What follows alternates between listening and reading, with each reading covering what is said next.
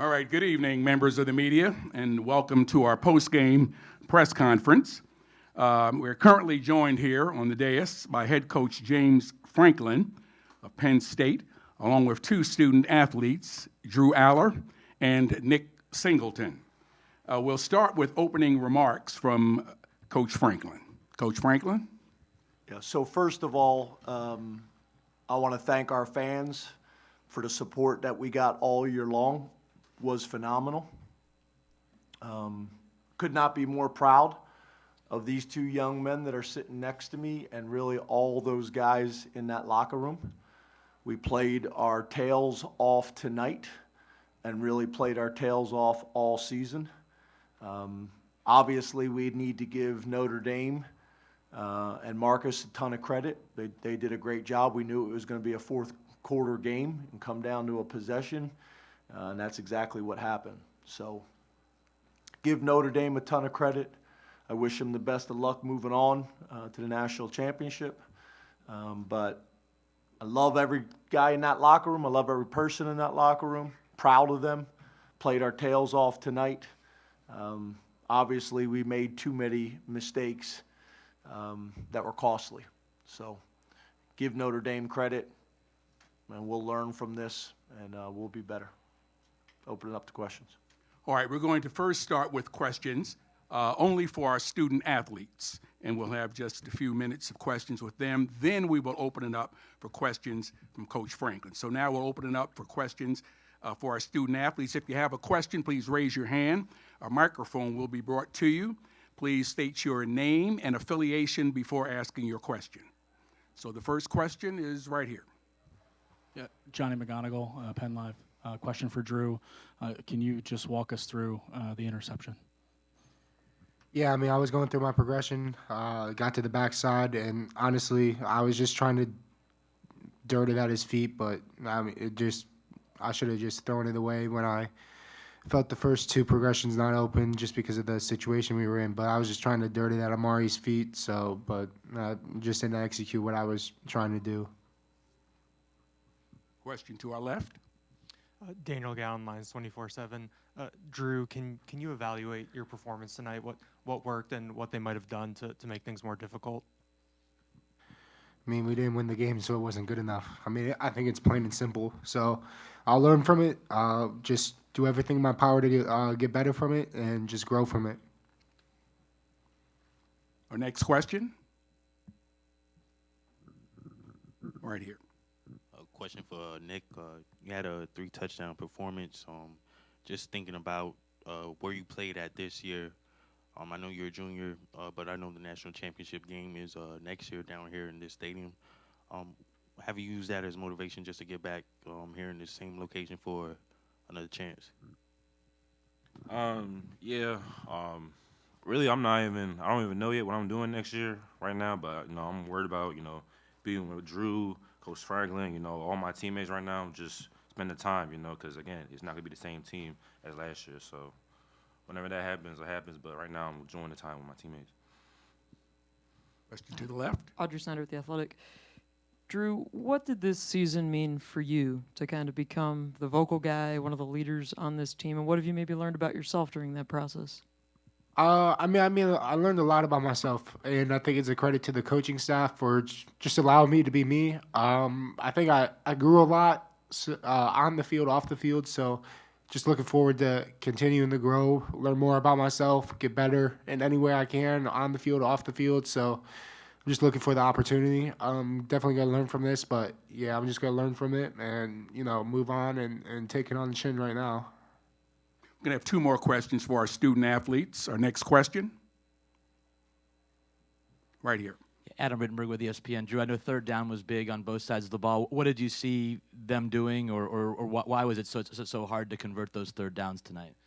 I mean, coming into the game, I think they were. I don't know what they were, but they were definitely one of the top defenses in the nation in terms of just third down conversion percentage against them. But I think it came down to just executing. I thought we had a really good plan. I thought Coach K and the offensive staff had a really good plan for normal downs, third down, and red zone, but I missed a couple throws on it, so it comes down to just execution. So, I mean, a credit to Notre Dame for making it tough for sure, but I think if we just execute those moments, that we would have been put ourselves in a better position. And it starts with me, hitting some of those throws. One more question for any of our two student athletes. Okay, we're going to allow them to head back to the locker room. Again, realizing the game was very tough, and it's very tough on them to be here with us now. But we appreciate them coming and joining us, and we're going to allow them to leave now at this time, and then we'll have questions directed to Coach Franklin. Proud of you guys. Love you. There you go.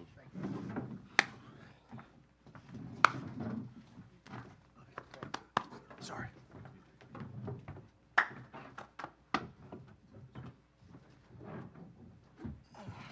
All right, we'll have questions for Coach Franklin right here. In the back, and then we'll get to you. I'm sorry. James, you guys game cranked up in the first half, second quarter especially. Did they do anything to maybe slow you down in that area in the second half? No, I mean, I think your point is a good one, right? The two biggest points of the game are, in my opinion, what you guys just brought up. Third down, we weren't effective enough on third down, and then the middle eight. That field goal right before the half was big. We almost had a chance to have a fumble recovery right there off a strip sack. And then to open the second half with them going down and scoring a touchdown and us going 3 and out. Those things that was significant in the game. You looked at Notre Dame when we studied them. They were one of the better middle 8 teams in the country. So were we. But that was a major factor in the game. And then on top of that, I would say big plays. Just we'd make them earn it. We'd make them earn it. We'd make them earn it. And then they'd capitalize with a big play, which is again. Something that we've done really well all year long is making people earn it. And they had a good plan. Give their coaches a ton of credit. Their players made plays at specific times. But that was probably the two biggest points in the game from my perspective. Question down front. Bob Flounders, Penn Live. James, I know it's a tough loss. You've asked a lot about the offense. Just your thoughts on what Abdul Carter was able to do in this game. Obviously, he wasn't 100%, but he was out there a lot, and he was very disruptive, and also denied Dennis Sutton against the run and against the pass. He made one of the most incredible plays to kind of give you a chance to win the game. Just those guys overall and your defense overall. Yeah, those two guys are warriors, and they've been warriors all year long. Abdul, I'm really proud of him. He gutted it out today, showed tremendous mental and physical toughness, and was disruptive in the game. And denies a guy that really's done everything right since he stepped on campus. And to see him be able to make some big plays tonight at critical moments was huge. Really gave us, a chance to go win that game. So proud of our offense, proud of our defense, proud of our special teams. But the two guys that you signaled out, they deserve a ton of credit, and really not just tonight, all year long. On our left. Tyler James from Inside ND Sports. Hey, Tyler. You didn't have any completions to wide receivers tonight. What was Notre Dame doing defensively that made that so difficult? Yeah, we tried a couple early on in the game and weren't able to convert them. Tightly contested coverage. They're a man coverage team. But yeah, that's a storyline of the game. That's one of the storylines. I don't think there's any doubt about it. But early on, we had some throws, tightly contested balls that we didn't come down with. So again, give them credit. Question in the rear, please. James, after the Ohio State loss, your players talked about wanting another crack, needing to handle their business so they would have a chance to play late into the season. What can you say about the player-led leadership of this team and what they maybe proved with a run like this?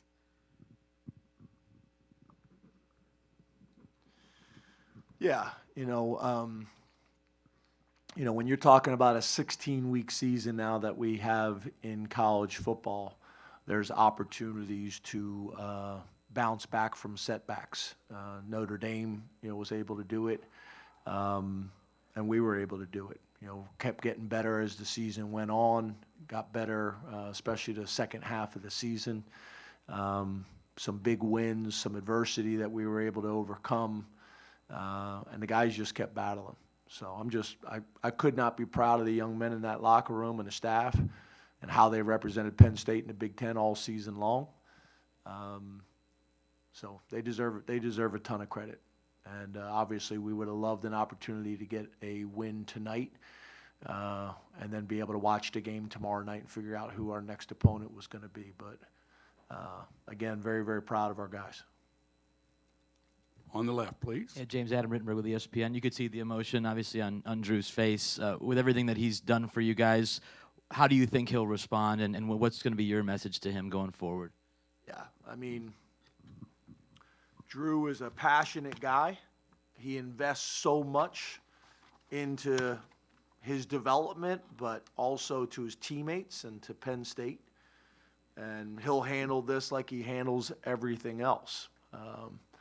With a first-class approach and with an investment level that's as good as anybody in the country. His jump as a year one starter to a year two starter was significant. He's got a chance to take another step next year. But he'll handle it the right way. He's hurting right now, right? Should be hurting. We're all hurting.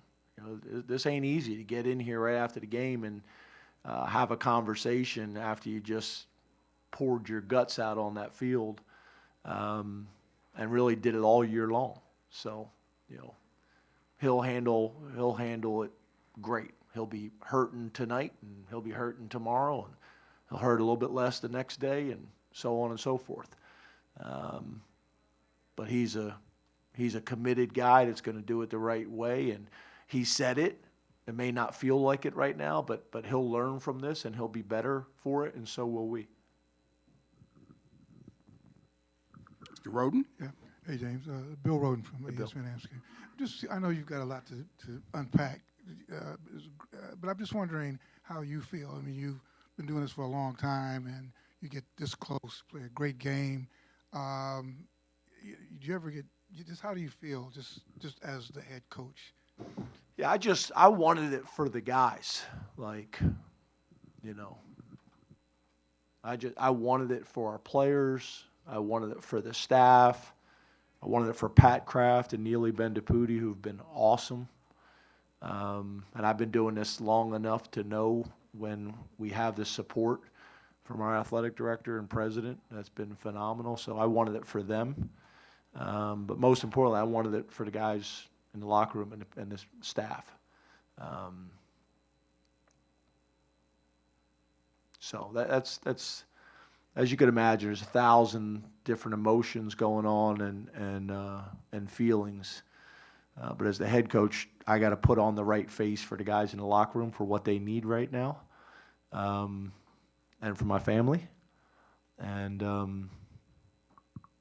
the sun will come up tomorrow, and the one thing I want to make sure that all those guys do is walk out of that locker room with their heads high and their chest out, because they have a ton to be proud of.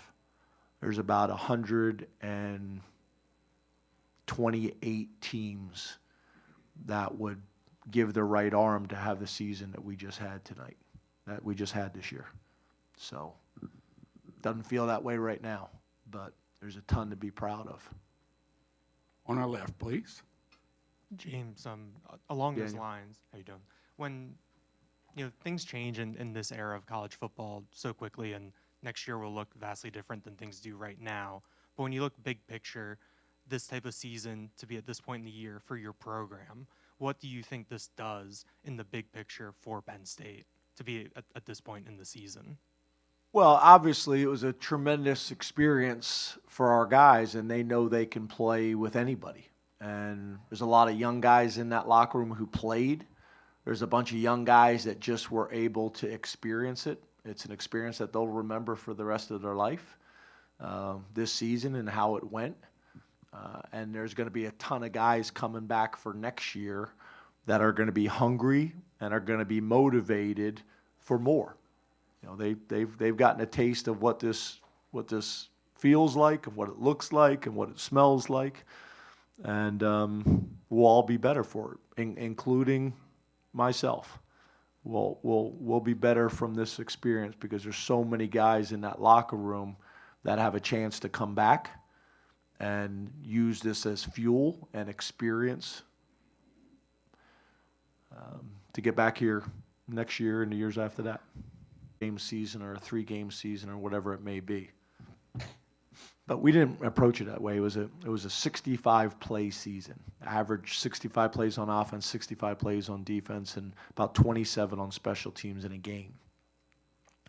And how you approach and treasure those 65 plays gives you an opportunity to play another 65 plays. And that's the hard part, right? Like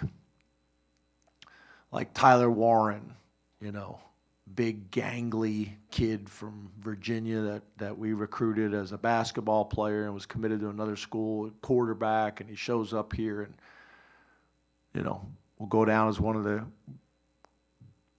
greatest tight ends in college football history, you know. Pretty cool to watch his total development. Graduate from Penn State, just get better. You know, he should be the first tight end taken in the draft. Just had a phenomenal experience, right? And I'm proud of him because he's up to like 27 words at Penn State. He hasn't really said anything. You know, Devon Elise, you know, didn't want to come off the field. I've been with, you know, Devon's been playing for us for 6 years and 2 years recruiting them and knowing all these guys' families and their moms and dads and brothers and sisters. That's the hard part, right? Like that to me is what it's all about. I mean, I love the winning, and I know how important winning is at Penn State. Trust me, that's been made very clear to me time and time again. But to me, it's about the guys in the locker room, and it's about their development. I take so much pride in how our guys go about their business, how they grow, how they develop academically at a time in college football where that's being challenged. But I take a lot of pride in how our guys conduct themselves, how they carry themselves, the degrees they get, the type of men that they're going to be, the type of leaders, fathers. Maybe I'm old school. I don't know when I became the old coach, but I did at some point. But we got a throwback program with throwback uniforms, and I still coach them and love them. I guess like the dinosaur I've become at some point. I don't know when that happened, but to me, it's about the guys. It's about the guys and their development. So I want them to get drafted as high as possible. I understand the transfer portal is a part of college football now, and NIL is a part of college football, and we'll embrace those things too. But I want this experience to be so much more than a transactional experience. I want it to be transformational. So, again, you know, that's what it's all about for me. So, Our final question on the left. Thank you. James, your first scoring job, you guys got down to the 4 but had to settle for a field goal. What went wrong that you guys weren't able to punch it in there, because you guys were able to punch it in when you got close to the end zone later in the game? Well, I don't need to talk about, you know, I'm not going to talk about specifically, obviously, you know, what happened on that play. But first of all, you got to give Notre Dame a ton of credit. Al Golden, Penn State grad, you know, you got to give him a ton of credit. We watched him on tape. We had so much appreciation for how they play defense, and they make you earn it. And we had some opportunities that we didn't capitalize on, and we'll go back and watch the tape and struggle with it and be upset because there's things that we could have done better. But again, it's the game of football is about execution. You know, you call your defense, you call your offense, and whoever executes it better on the specific play called, they have success on that play. And the more plays you put together like that, the better. They got a ton of talented guys on scholarship as well, just like we do. And we came up just a few seconds and a few inches shorter than they did. But to your point, I mean, you know, I think in games like this at this point of the season, everybody wants to pick out a specific play. There's probably 8 to 12 plays in that game that if we could have found a way to make a few more plays in that game, I mean, we're that close, right? It's a game of inches. So I'm not going to, you know, call out or talk about specific plays or specific players because there's a ton of plays that we're going to look back on it from that game that we could have did better, and that we should have did better, and that we could have called better. So it's all of it, but it starts with giving Notre Dame credit. That's a good football team. We lost to a good football team. That's led by a good man. I don't know Marcus very well, but he's a class act after the game. One of my good friends, Jared Parker, worked for him. He thinks he's the best. Thinks he's a great guy. So if you're going to lose to somebody, I don't want to lose anybody, to be honest with you. But you got to give Notre Dame credit, and I know Marcus will do a phenomenal job, and I'm happy for him and their university. Well, Coach Franklin, we thank you for giving of your time. We know this was not easy for you as well, but we do